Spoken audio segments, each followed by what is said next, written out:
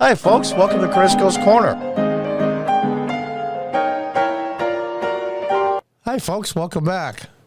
I'm mostly back for those of my regular subscribers that I haven't had many videos out lately. I've been pretty ill. Nothing serious. I had pneumonia plus a tract infection, and it hit me both at the same time, and it really knocked me off my feet almost literally. So I've been cutting back on some of the videos until I recover. I'm probably about 70-75% back. So I decided to come back because there's just too much going on. And the one thing I saw last night on Timcast, I saw Kanye West, a.k.a. Ye, Nick Fuentes, who I've heard of but I'm not familiar with. He's supposed to be very anti-Semitic. And Milo Yiannopoulos, who I'll tell you the truth, Milo's a provocateur and he's outrageous, but I like Milo a lot. And the subject came up that all the forces that are working against Kanye are forces in the banking industry, big multinational corporations, and the record industry. And he's saying, Kanye's position is that those are all run by people of Jewish faith, and it's basically a conspiracy. Because now he said that, and Tim, as you'll see in the short video that I have, basically said they. Who's they? And you can see what happened from there. So let's show that. Still walked in stride through it. Yeah. I think they've been extremely unfair to you. Who was they though? We can't say who they is, corporate can we? press. I'm not using I don't use the word as the way I guess you guys use. I'm talking. It is about them though, isn't it? I mean, because No. because when you think about it, consider it. In 2018. What do you mean it's not? What do I mean? Like, okay, so how about? Are you leaving? Are you referring to the press? He's gone.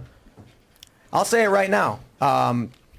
You guys want to bring that stuff up, and then have think the we're not going to discussion. have a Like, conversation. have the discussion. Like you think Ye's going to come in here and say, "Here's my pain, here's my suffering." I'm going to say, "I hear you," and then he's going to say, "And it was Jewish people," and I'm going to be like, "Okay, but don't you consider?" It's like, I'm not going to do this. I refuse. Go, make sure he's cool. All right, go for it. Luke and I will have a conversation.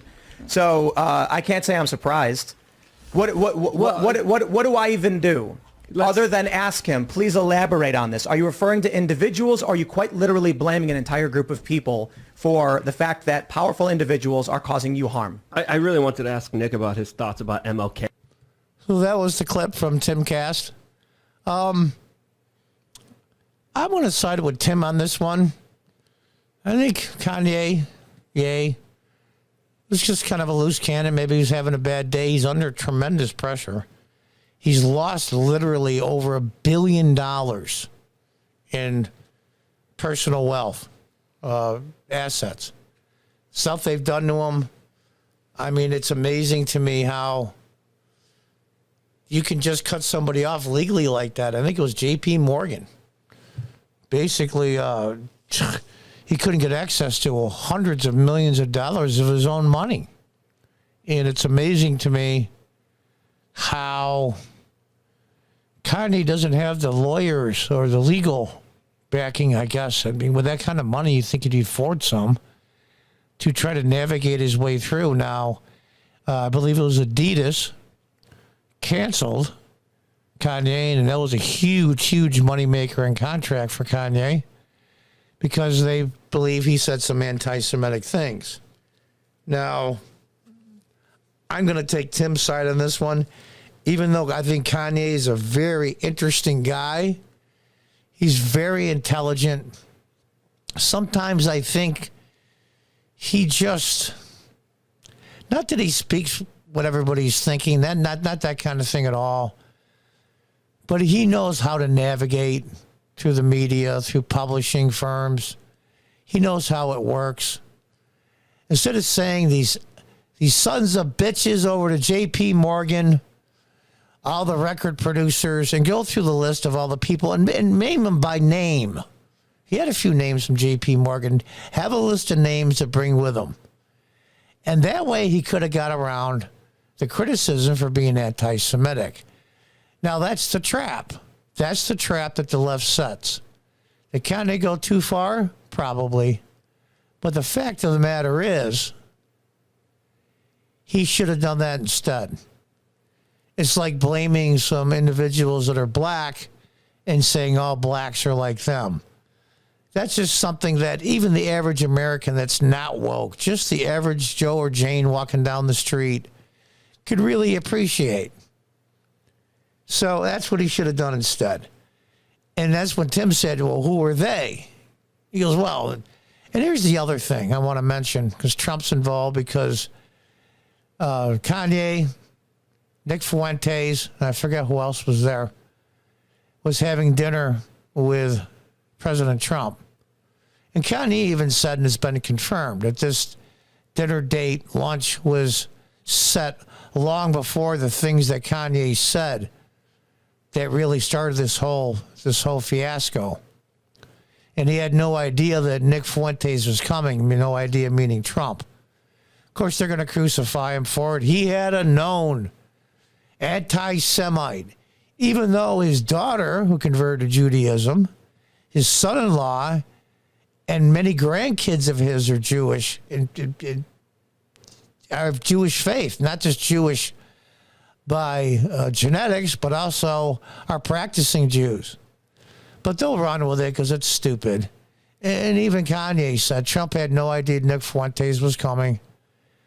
Should Kanye probably have stormed off? Probably not. But I'll give the guy the benefit of the doubt, even though he said some dumb things.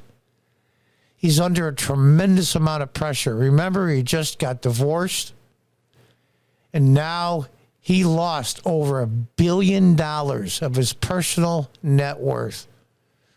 And they're just killing this guy. Can he survive it? Yeah, he'll survive it. He'll be fine. Mentally, what will be left of him? That's a damn good question. So I think Tim handled it extremely well, considering, and even Milo, who I like a lot, sat there after Kanye stormed off and then said, as you saw in the video, I'm going to go check him to see if he's okay. Anybody that knows, it's a huge house where they have their Timcast, and you have to go down a couple flight of stairs to get outside. He didn't come back, and neither did Milo. And I don't think Nick Fuentes did either. I thought maybe that Milo would come back, but he didn't. Maybe he was just there to cool off or kind of babysit Kanye. I don't know. We'll probably find out later. But it doesn't really matter. So that's the long and the short of it. Walking a minefield. Walking a minefield. Created by the progressives. Kanye should have lumped all Jewish people in together. Well, of course not. No more than all black people are the same. And that's the weird part. Leftists and progressives do it all the time. All black people think the same. If you're a black conservative, you're not black. They lump all Hispanic people in, who's probably, of all the so-called minorities in the U.S., Hispanics are the most diverse of any of the so-called minorities. There's leftists, there's very staunch conservative Cubans and everything in between. Very family-oriented, very, very tight with the Roman Catholic Church. I'm Roman Catholic myself. And so the Hispanic community is very diverse. And it's just amazing to me. The left does it all the time. And it's wrong. But when Kanye does it, it's still wrong, but he's the monster criminal now, whereas the progressives do it constantly. They do it to Asians. I mean, they don't even consider Asians minorities anymore because they're doing very well in this country, and that goes against the progressive narrative. I want to point out that hypocrisy. Kanye was wrong, but the leftists have been doing this for decades and being fairly successful politically with it. So I can see his frustration. I really can. To lose that kind of money, go through a divorce, and God knows what else. And he's got his issues, to be sure. But he's an articulate, intelligent guy that sometimes his mental state makes him say and do things that he probably wouldn't do under normal circumstances. I think Kanye's problem is he's got so much going on in his mind at the same time. It ends up getting so mixed up and garbled that what comes out is not what he knows what he shouldn't say, but he can't stand the hypocrisy of it. And I can understand his frustration. I really can. I'm not siding with him. I understand why he feels the way he does.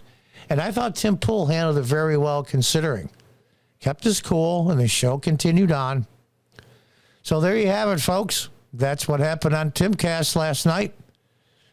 We're going to see what develops. Maybe Kanye will come back. I mean, Tim would probably let him come back. I have no doubt. And Milo Yiannopoulos, too. Even I think the world of Milo. He's a provocateur, and he says some things that are pretty off, but that's the First Amendment, folks. That's the First Amendment that is supposed to be sacrosanct everywhere, including social media and this website. We'll have to see. And until next time, goodbye and good luck.